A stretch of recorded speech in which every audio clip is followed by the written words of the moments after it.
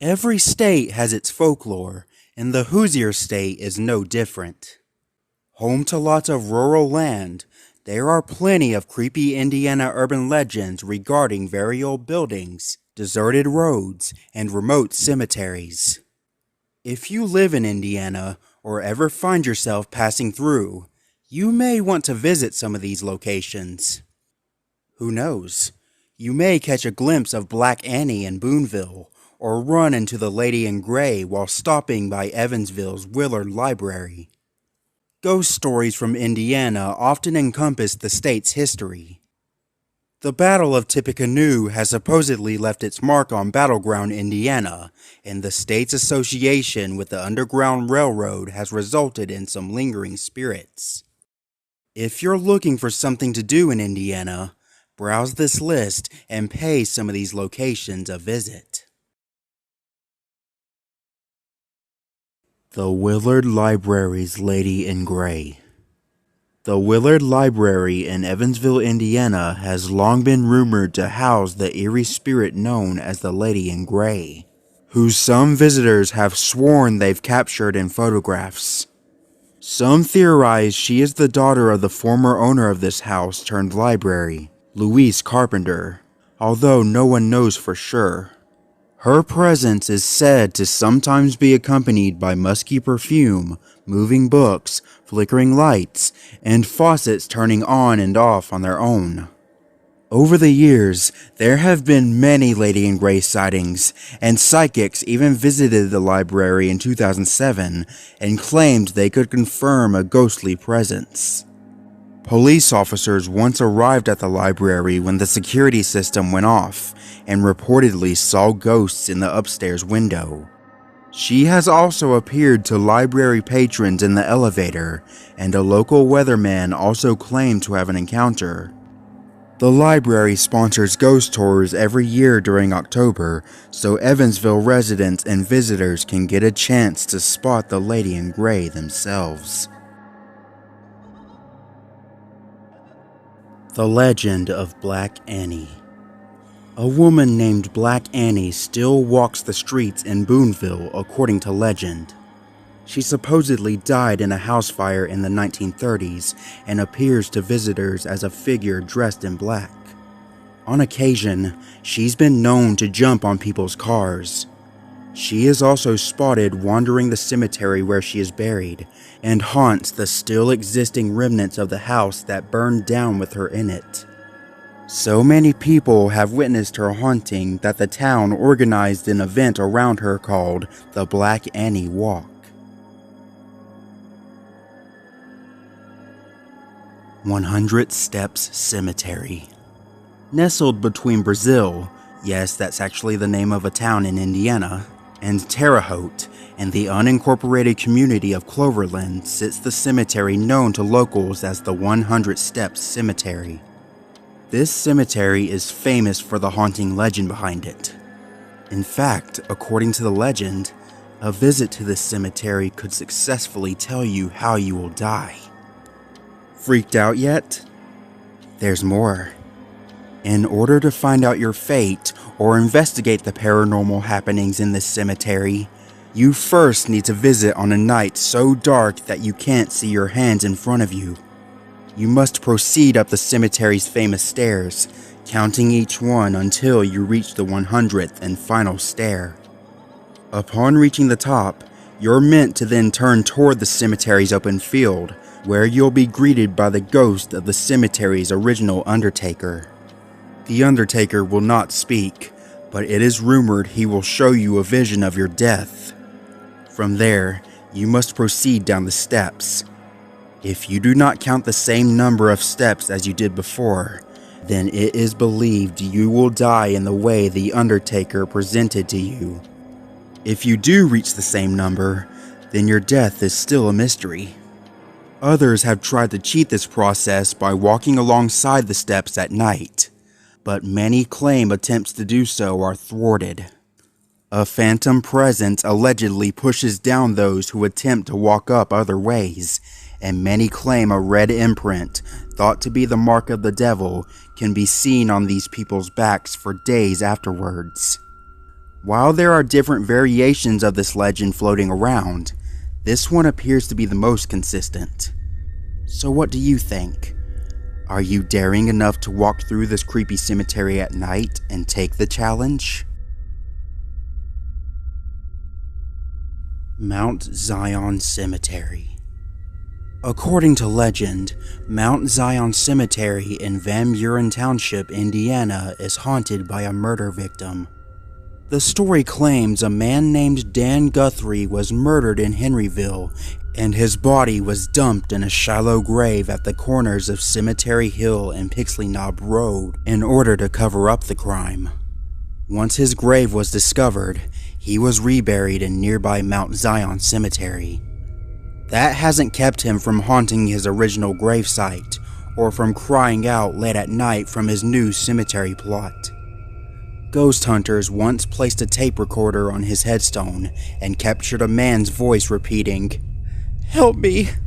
God help me! Please help me!" over and over again. Hannah House. Hannah House is a historic mansion in Indianapolis that supposedly gives off the ghostly stench of death and human decay. According to local lore, in the 1850s, staunch abolitionist Alexander Moore Hannah owned and built the house. Hannah participated in the Underground Railroad and often had groups of escaped slaves hiding in his basement. One night, a lantern got knocked over, setting fire to the basement. The slaves were trapped, and several burned to death. The smell of death lingers in the basement to this day. In addition to this, guests report other paranormal activity, such as doors opening and closing, and mysterious voices. The Crosley Monster. Jennings County, Indiana is home to its very own Bigfoot legend called the Crosley Monster. It resembles the typical depictions of Bigfoot: half man, half monster, nearly 7 feet tall, with huge glowing eyes. It walks on 2 legs and is covered in fur or hair. However, this Bigfoot is slightly different. It will chase you instead of run away. Back in 2006, several kids were camping at Harson Pond in the Crosley Fishing and Wildlife Area when they saw the monster, which immediately leaped onto all 4s and began chasing them. They got away, but only because they found themselves on a main road. The monster disappeared into the nearby woods. Diana of the Dunes. Diana of the Dunes' real name was Alice Marble Gray, a free-spirited woman who lived in Indiana in the 1920s. While some details of her life are veritable facts, a lot of specific stories are wrapped up in local folklore.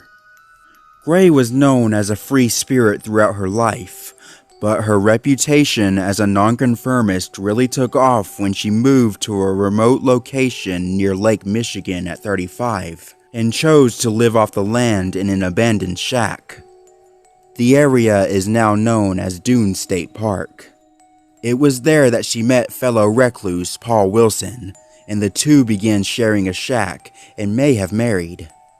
Trouble struck when Paul Wilson became a murder suspect after the burned, beaten body of a man was discovered near the couple's beach home. This, and the couple's unconventional lifestyle, generated a lot of unwanted media attention, and they allegedly planned to travel by raft to Texas. Unfortunately, Gray died due to kidney trouble, although some local legends claim Wilson poisoned her. The Green-Clawed Beast. In 1955, a tale emerged about a green-clawed human beast waiting in the Ohio River to attack unsuspecting women. This legendary creature exists right outside of Evansville, Indiana, and supposedly attacked a woman that year while she was swimming. It had hairy arms, large clawed hands, and green skin.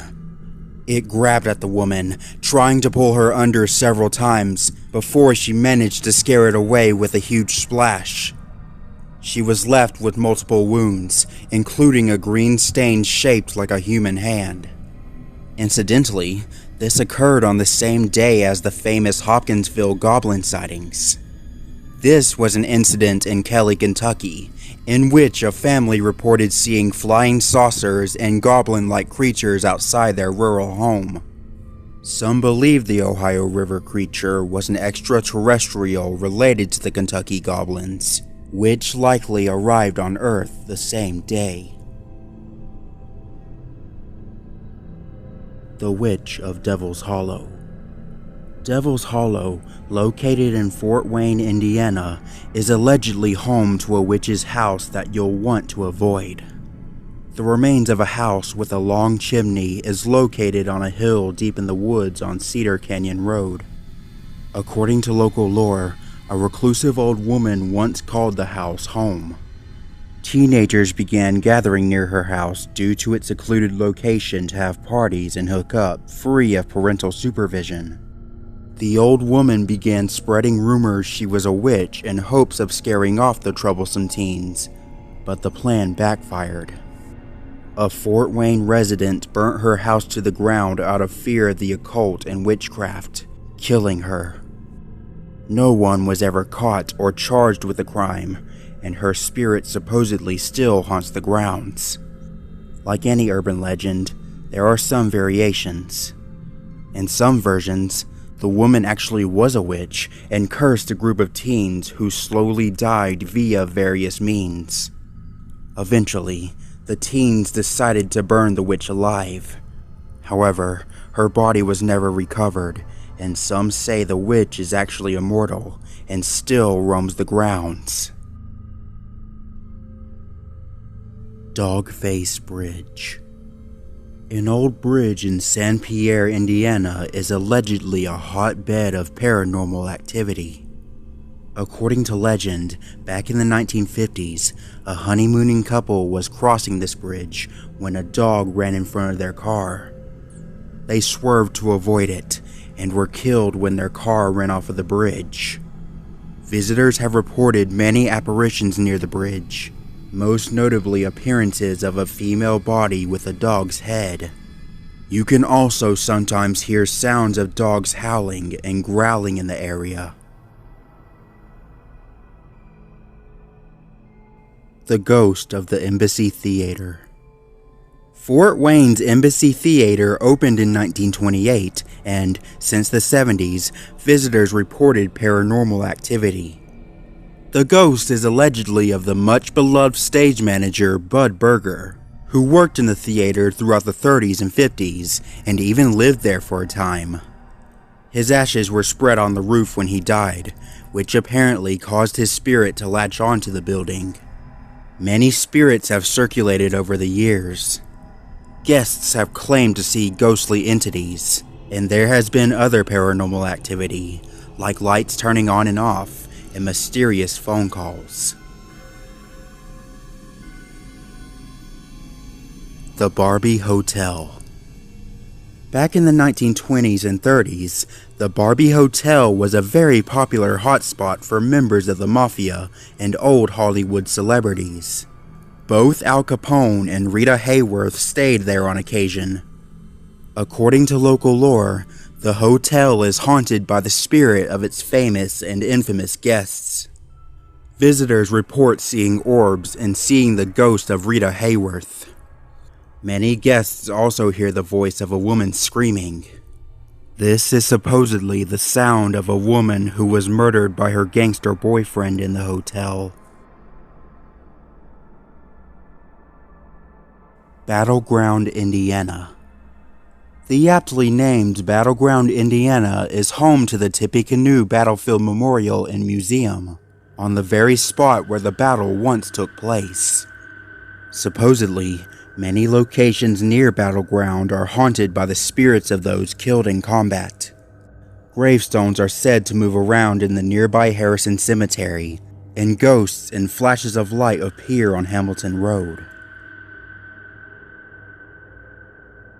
Culbertson Mansion. Culbertson Mansion was built in 1867 by the richest man in Indiana, William Culbertson. Located on the premises are the beautiful mansion and the carriage house. The mansion itself has been rumored for years to be haunted. William was married 3 times and widowed twice.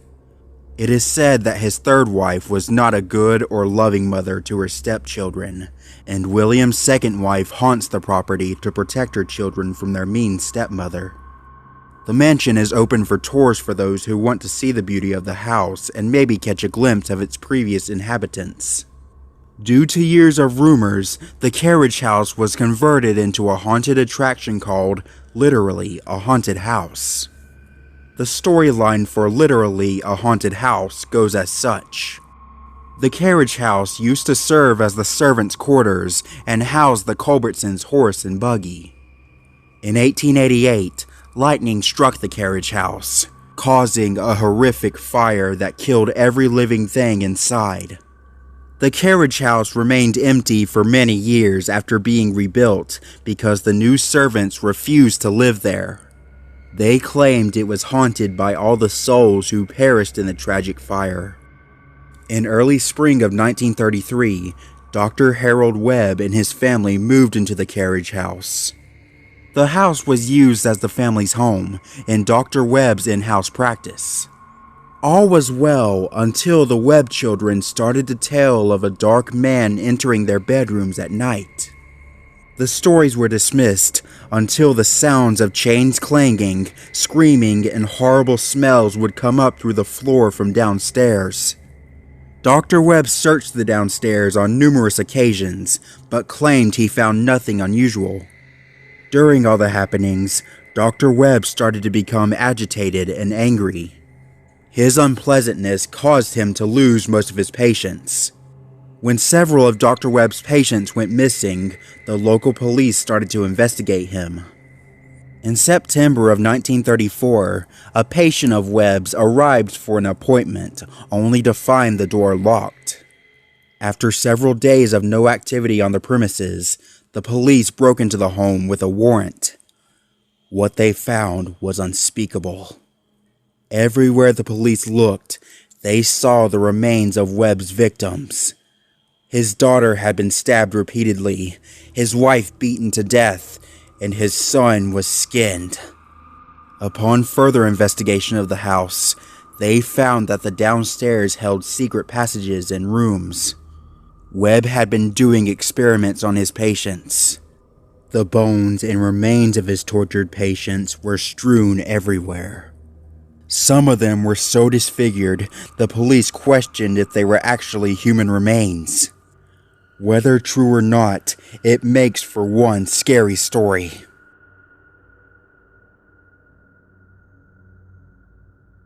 Ammons family haunting. In November 2011, Latoya Ammons, her mother Rosa Campbell, and her 3 kids, aged 7, 9, and 12, moved into a rental home on 3860 Carolina Street in Gary, Indiana. But then things started getting weird. As the Indianapolis Star reports, the family started noticing huge black flies clinging to their screened-in porch despite the frigid temperatures.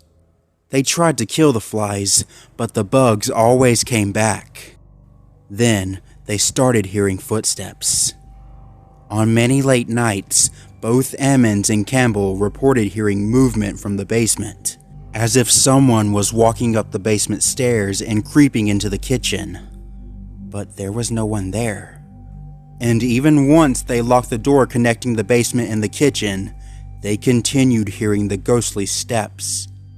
Things took an even darker turn when Campbell woke up one night and saw a shadowy figure pacing in the living room. Eerily, Campbell then found wet footprints where she thought she'd seen it. Despite these disturbing events, Latoya Ammons and her family tried hard to adjust to life in their new home. But then things got even more frightening. 4 months after the family had moved into the rental home, they experienced an event that changed everything. On March 10th, 2012, as LaToya Ammons and her family members gathered to mourn the loss of a loved one. They witnessed Ammons' 12-year-old daughter levitating above her bed. "I thought, what's going on?" Campbell later told the Indianapolis Star. "Why is this happening?" The terrified group prayed until the girl finally descended. Ammons' visiting family members then fled the house, and Campbell and Ammons resolved to finally seek out help. But help was difficult to find. Though most local churches didn't take them seriously, one suggested that they might have spirits in the house, and recommended that they clean the property with bleach and ammonia, and draw oil crosses on all the doors and windows. 2 clairvoyants also told the family that the rental home had spirits, 200 spirits to be exact, and suggested that they move. Meanwhile, whatever dark energy possessed the home continued to terrorize the Ammons family, taking their fear to new heights. The children began speaking in low voices, whispering statements like, "It's time to die," and "I will kill you." When they spoke, their eyes would bulge and their mouths would curl up into unnatural grins. At the same time, Ammon started feeling lightheaded and warm, like she wasn't in control of her body. "You can tell it's different, something supernatural," she recounted to the Indianapolis Star. Ammons claims that her youngest son often spoke to another boy that no one else could see, and that supernatural forces threw him across the room. Her daughter also started hearing voices which told her that death was near and that she'd never see her family ever again. The effect on the children led them to miss a substantial amount of school. Soon, doctors and police started getting involved, but they weren't prepared for what they'd find. On April 19th, 2012, LaToya Ammons took her children to their family doctor, Jeffrey Onyeukwu, to examine them. Onyeukwu took note of the children's delusional behavior, including their low voices and disturbing statements. 20 years and I've never heard anything like that in my life, he said to the Indianapolis Star. I was scared myself when I walked into the room. While with the doctor, the children continued to show signs of demonic possession. According to a report released from the Department of Child Safety, DCS, medical staff witnessed LaToya's youngest son fly into the air and then against the wall without anyone touching him. What's more, the boy also reportedly walked up a wall and did a flip over his grandmother. A nurse and DCS caseworker both witnessed these events and were so terrified that they ran out of the room. Determined that the children were somehow in danger, DCS acted quickly to separate LaToya Ammons from her children. Ammons was heartbroken. We'd already been through so much and fought so hard for our lives, she recalled to the Indianapolis Star. It was obvious we were a team, and we were beating it, whatever we were fighting. We made it through together as a team, and they separated us. After the separation of LaToya Ammons and her children, the DCS invited the Hammond Police Department to the, quote, demon house, unquote, to do a walkthrough of the home. While inside with Campbell, the police officers noted a number of bizarre incidents themselves. According to their report, the two Hammond police officers experienced radio malfunctions, captured the presence of a white, smoky apparition, and seemed to record a ghostly voice saying, "Hey." During a subsequent visit, they also noticed a strange oily substance dripping from the blinds. At the same time, a local priest named Michael Maginot heard about the case and decided to investigate. After writing a request to a bishop to perform an exorcism on LaToya Ammons, Maginot performed a small exorcism in the presence of two police officers and a DCS case manager. We felt like someone was in the room with you, someone breathing down your neck, the DCS case manager told the Indianapolis Star. Reverend Maginot would perform a total of 3 exorcisms on LaToya Ammons. After the third exorcism, and after one of Maginot's associates burned a piece of paper with the demon's name on it, Ammons started feeling normal again. She and Campbell moved back to Indianapolis, and Ammons regained custody of her 3 children in November 2012. They were happy to put memories of the demon house behind them. It was later purchased by paranormal investigator Zach Bagans, who demolished it in 2016, but saved pieces of its basement for his Las Vegas museum. For Latoya Ammons and her family, there was no desire to ever revisit the demon house or the land it once stood on. "When you hear something like this," she said to the Indianapolis Star, "don't assume it's not real, because I've lived it. I know it's real."